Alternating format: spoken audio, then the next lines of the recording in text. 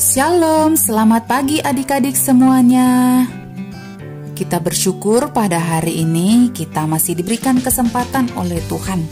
Kita boleh menikmati setiap karya Tuhan, setiap kebaikan Tuhan di dalam kehidupan kita. Kita juga bersyukur hari ini Tuhan masih berikan kesempatan kita untuk beribadah bersama. Nah, kita persiapkan diri setiap kita untuk bersama memasuki ibadah. Nah, mari kita memulai ibadah kita pada pagi hari ini dengan menyanyi satu lagu, yaitu Dari Terbit Matahari Sampai Pada Terbenamnya. Nah, biarlah lagu ini mengingatkan kepada setiap kita bahwa dari terbit sampai terbenamnya matahari, kita boleh terus memuji dan memuliakan nama Tuhan. Jadi mari bersama kita nyanyikan pujian ini.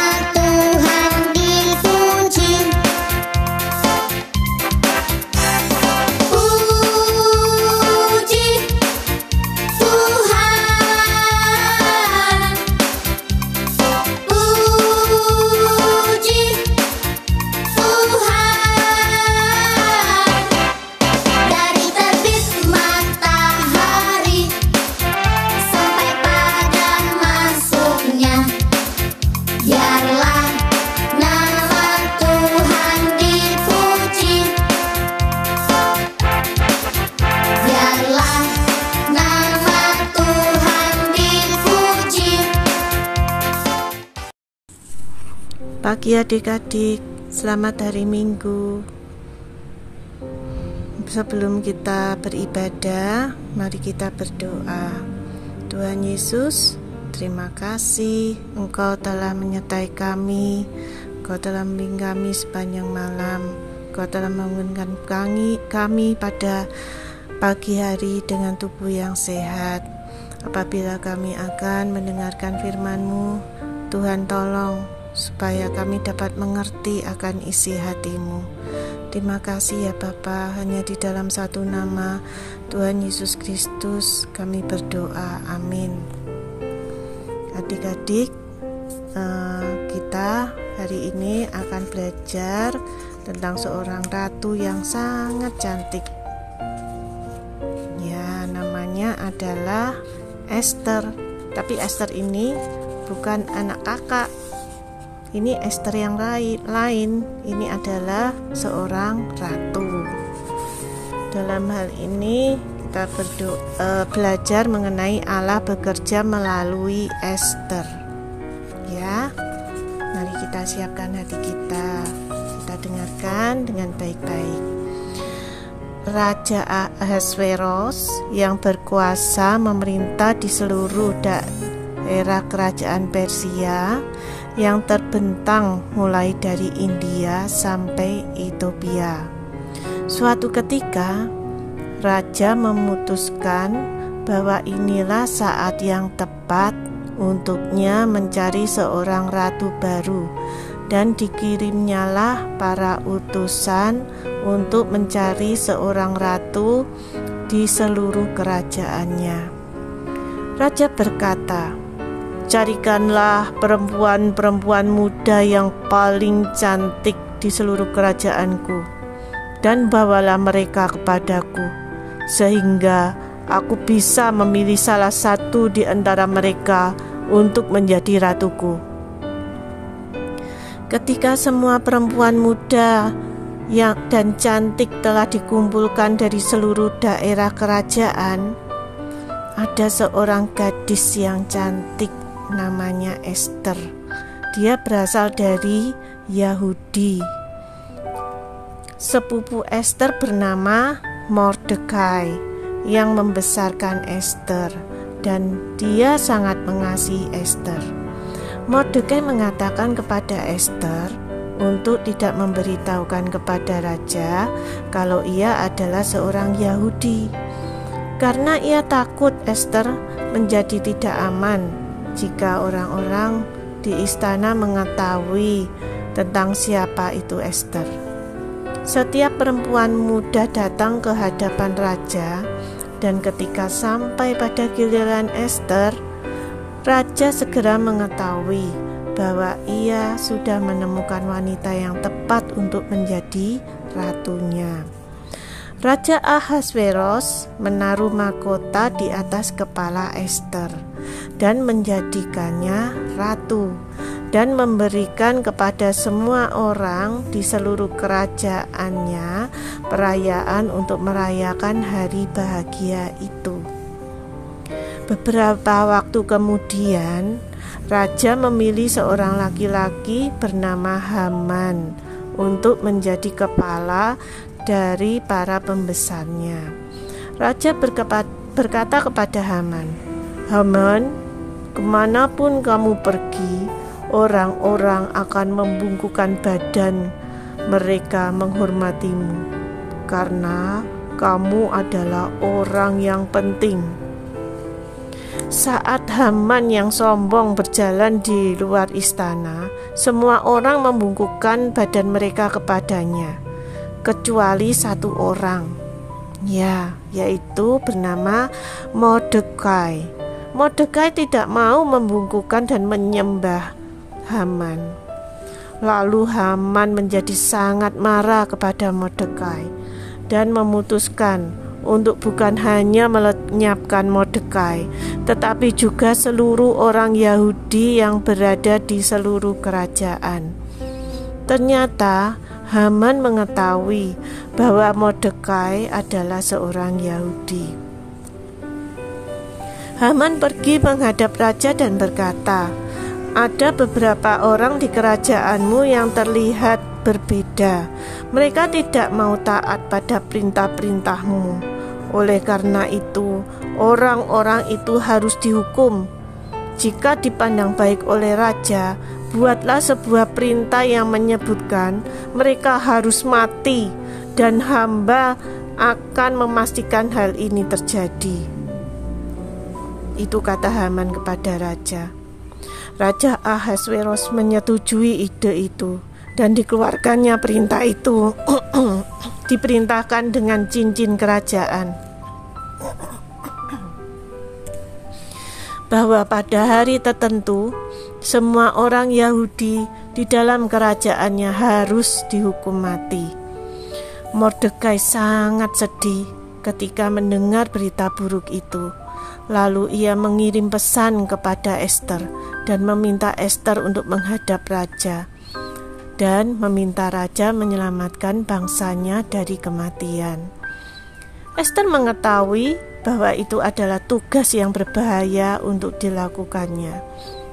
Tetapi Mordekai mengingatkan Ester pada suatu yang penting. Sebab sekalipun engkau berdiam diri saat ini, bangsa Yahudi tetap akan dibebaskan dari kematian ini. Karena ini adalah rencana Allah untuk menyelamatkan umatnya. Tuhan dapat mengirim pertolongan dengan cara yang lain. Dan Mordekai pun mengatakan hal yang lain kepada Ester untuk dipikirkan. Siapa tahu, mungkin justru saat yang seperti ini engkau beroleh kedudukan sebagai ratu. Tentunya Ester merasa takut. Ia tahu tidak seorang pun dapat menghadap raja jika tidak dipanggil. Jika ia menghadap raja tanpa seizinnya, ia bisa mati. Lalu Ester mengirimkan pesan kepada Mordekai, "Kumpulkan semua orang Yahudi dan mintalah mereka berpuasa untuk aku selama 3 hari. Aku serta dayang-dayangku pun akan berpuasa demikian, dan kemudian aku akan masuk menghadap raja sekalipun berlawanan dengan undang-undang. Kalau terpaksa aku mati, biarlah aku mati." Akhirnya tibalah hari Ester untuk masuk menghadap Raja Ahasveros. Ia menggunakan baju kerajaan dan dengan berani ia memasuki pelataran istana raja. Pada saat raja melihat Ester, ia mengulurkan tongkat emasnya kepada Ester sebagai tanda raja berkenan atasnya. Lalu raja bertanya, "Apa maksudmu, hai Ratu Ester? Apa keinginanmu?" Ester mengundang raja dan Haman ke perjamuan makan yang diadakannya. Haman yang sombong merasa sangat senang dapat menghadiri perjamuan makan bersama raja dan ratu. Haman memanggil keluarganya dan teman-temannya dan menyombongkan dirinya akan kekayaan dan kehormatan yang ia miliki, dan tentang undangan perjamuan makan bersama raja dan ratu. Tetapi Haman mengeluh, katanya, "Aku tidak akan benar-benar merasa bahagia sampai Mordekai orang Yahudi itu mati." Saat perjamuan makan tiba, Ratu Ester mengetahui hal ini sangat tepat untuk menyampaikan kepada raja hal yang ia inginkan. Ratu Ester berkata, "Jikalau hamba mendapat kasih raja, tolong selamatkan hidup hamba dan hidup seluruh bangsa hamba. Kami telah terjual untuk dipunahkan, setiap orang dari bangsa hamba." Raja menjadi terkejut. "Apa?" teriak raja. "Siapa yang berani melakukan hal semacam itu kepadamu dan kepada bangsamu?" Lalu raja menunjuk kepada Haman dan berkata, "Orang jahat itu adalah Haman." Dan raja sangat marah mendengar hal itu. Segera raja keluar dari ruangan perjamuan dan menuju ke taman istana. Di dalam ruangan perjamuan, Haman berupaya memohon belas kasihan ratu, tetapi hal itu sudah terlambat. Raja meminta agar si jahat Haman dihukum mati segera mungkin. Kemudian raja membuat perintah baru dan mengatakan bahwa semua orang Yahudi harus dihargai dan dihormati, dan mereka juga berhak berjuang mempertahankan hidupnya jika ada orang yang berupaya mencelakakan mereka pada hari yang telah ditentukan itu. Dan pada hari yang ditentukan Haman untuk kehancuran mereka. Pada hari yang ditentukan kebinasaan bangsa Yahudi, umat Allah mengalami kemenangan. Semua orang Yahudi di seluruh kerajaan mendapat kegirangan dan sukacita besar. Dan hari itu dibuat menjadi hari peringatan dan hari libur istimewa bagi bangsa Yahudi. Lagu-lagu sukacita terdengar di seluruh daerah. Raja Ahasveros tidak percaya pada Allah yang sejati, dan ia tidak mengetahui bahwa Allah telah berencana untuk menyelamatkan umatnya. Kita juga bahkan tidak mengetahui seberapa banyak Ester dan Mordekai mengetahui tentang rencana Allah untuk mengutus juru selamat suatu saat nanti. Tetapi kita tahu bahwa Allah menggunakan 2 orang pilihannya, yaitu Ester dan Mordekai. Dan bahkan menggunakan Raja Ahasveros yang tidak percaya kepada Allah untuk melaksanakan rencananya terhadap umatnya. Apa yang akan kalian lakukan jika kalian menjadi Ester? Adik-adik, kita tahu bahwa Allah kita setia. Ia telah mengutus anaknya Yesus untuk mati di kayu salib bagi kita orang berdosa. Kita tahu Ia mengampuni kesalahan orang yang menyesali dosa-dosa mereka. Kita tahu bahwa keselamatan adalah pemberian dari Allah. Dan kita tahu bahwa Allah memberikan kepada anak-anaknya hati yang rela untuk melayaninya. Ia memberikan kepada kita keberanian yang kita perlukan untuk menjadi pelayannya yang setia. Maka dari itu, kita harus belajar melayani, jangan takut. Sampai di sini adik-adik. Tuhan Yesus memberkati. Oke adik-adik, kita sudah mendengarkan cerita firman Tuhan dan sekarang kakak akan menyampaikan ayat hafalan kita pada hari ini yang terambil di dalam Efesus pasal yang kedua ayat 8 dan 9. Sebab karena kasih karunia kamu diselamatkan oleh iman. Itu bukan hasil usahamu tetapi pemberian Allah.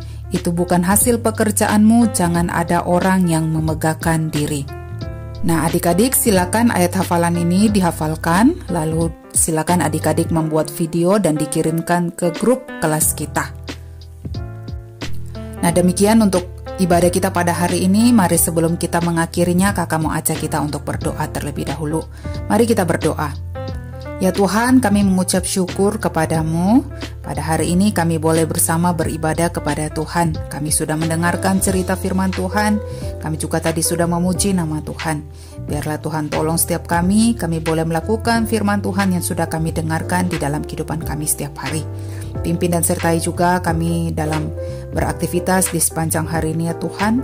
Biarlah Tuhan tolong dan sertai setiap kami. Tolong juga berikan kami kekuatan dan kesehatan di tengah-tengah adanya pandemi COVID-19 ini. Biarlah kami boleh tetap sehat, kami boleh tetap kuat. Terima kasih ya Tuhan, di dalam nama Tuhan Yesus kami berdoa. Amin.